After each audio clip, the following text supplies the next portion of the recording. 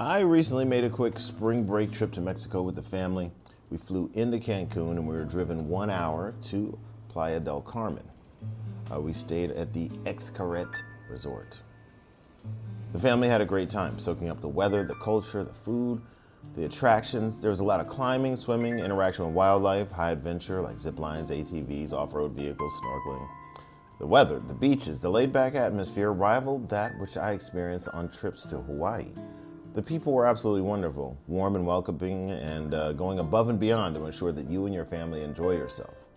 Xcaret is the name of the amusement park system in Playa del Carmen, and it easily surpassed the experiences I've had at Disney. They take a completely different angle, focusing on the Mexican Aztec culture and focusing on adventures and experiencing nature rather than character-themed attractions and roller coasters. My 10-year-old and 15-year-old had a wonderful time. The experience is generally better than what I've seen in Hawaii, because in Hawaii you can do many of the activities seen here, but they're all handled by different companies that will want you to make separate arrangements with them, sometimes on separate days. Whereas in Xcaret, you can experience it all in the same place on the same day.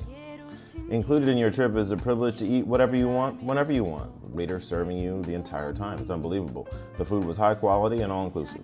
Now, all of this is nice, but relatively inconsistent with the theme of this channel. Usually I explore other things. So why am I talking about this? Well, it turns out that the most pleasant surprise I had while in Mexico was that the food and nutrition is labeled in a way consistent with what I recommended in my previous video. I was discussing how American processed food products are deceptively destructive to the human body, and this is because they're labeled simply with calories per serving instead of actual calorie density, which would be calories per a set number of grams. That's exactly how they do it in Mexico. In fact, I selected 100 grams, and Mexico did the same. So it turns out that the Secretary of Health in Mexico wants to do it in the same manner, and his cutoff for considering something high calorie was 250 calories per 100 grams. I thought it should be about 300, but I totally agree with 250, given that real food like fruits, vegetables, nuts, and grains usually reside somewhere around 50 to 100 calories per 100 grams. I had no idea that Mexico was measuring food in the same way. Now, according to ChatGPT, the system was enacted in 2020, and it labels anything with more than 250 calories per 100 grams as high calorie. During my video, I showed how the American food products that are 350 calories per 100 grams are routinely marketed as healthy. In Mexico, they also label anything with more than 10% calories from added sugar, so not the natural sugar of fruit, but added sugar, as having excessive sugar. The crazy part about that is that American food companies successfully lobbied our government to prevent all reporting of calories due to sugar from on nutritional labels. They convinced our congressmen and senators to drop the requirement that they report how many of their calories are coming from added sugar. Now, I noted that all natural fruit has 10% sugar by weight, but not necessarily by calories. Your natural fruit is almost 80% sugar by calories, but it is natural sugar that is distributed evenly throughout the product, so the effect of it is not the same on the human body. Now, only grapes and cherries have higher weight percentages of sugar, resting somewhere around 15%. Now, it turns out that the reliable method of calculating calories based on grams of sugar is that you simply multiply the number of grams by 4, and that gives you the number of calories. So I came to the healthy section of the grocery store after my trip to Mexico and picked up some of these enticing packages. See how I'm in the healthy section? It says natural and all that stuff. All right, so this is organic, and obviously these granola bars are healthy, but they give you 8 grams of sugar. So 8 times 4 is 32 calories from pure sugar. Now, according to Mexico, anything with more than 10% of its calories coming from added sugar comes with a warning label, a black octagon, sort of telling you to stop and think about what you're about to do. This item has 32% of its calories coming from added sugar, 3 times higher than that threshold. Another item from the quote, I'm doing air quotes right now, healthy section of the grocery store is this. It's called the original breakfast cookie. Now, calling something a breakfast cookie should already give you a heads up something might be wrong. But many people surrender their decisions to slick marketing and their own taste buds. So when you look at the label, it's 300 calories for 85 grams. That means 352 calories per 100 grams. That's 100 calories higher than the threshold to receive the black octagon in Mexico, warning you that you might want to think about what you're doing. But here in America, they're being marketed as healthy. You see pictures of green, you see a white pure box, you see the organic label, you see where it is in the store under the healthy or natural goods section. Now, 12 grams of added sugar means that 48 calories are from sugar, which is 16% of total calories are coming from added sugar.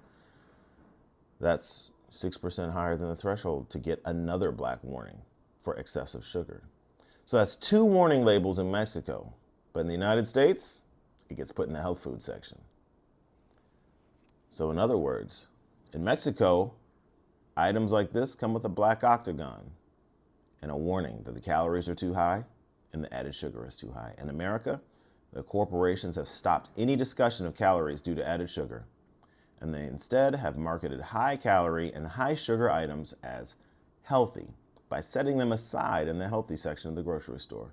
Now, beverages are considered high calorie if there are more than 70 calories per 100 milliliters. You'll note here that sports drinks are high calorie, high sugar, and high sodium, and are not recommended for children. The not recommended for children label is given to anything that has sweeteners, so artificial sugars, as well as food coloring.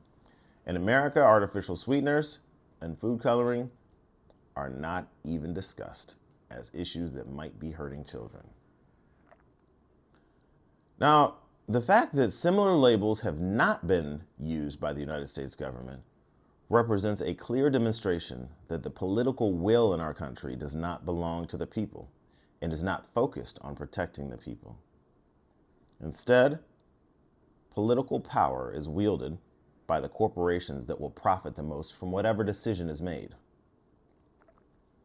If we use the same system in the United States for labeling food, I'm going to show you a few of the items that would be labeled either high calorie, high sugar, or do not give to children. Here they are. We got graham crackers, Ritz crackers, got Nilla wafers, fish crackers, Eggo waffles, Pop-Tarts, Fig Newtons, Belvita Crunchy. This is one of the worst of them. Pita chips, which is low sugar but high calorie from fats and carbs. We got these Cheez-Its here, low sugar but high calorie due to fats and carbs as well.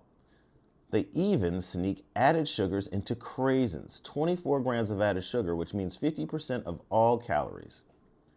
And it's 325 calories per 100 grams. So this is both high calorie and excessive sugar. Now, I tried to go to the most extreme example of what must be healthy.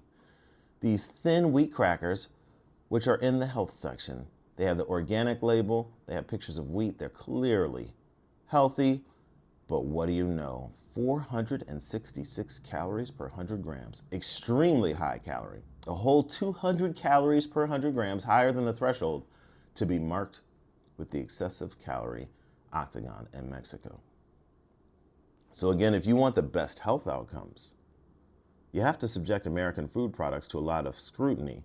So much so that it is best to simply consume produce, grains, beans, fresh seafood, and basically zero man-made products.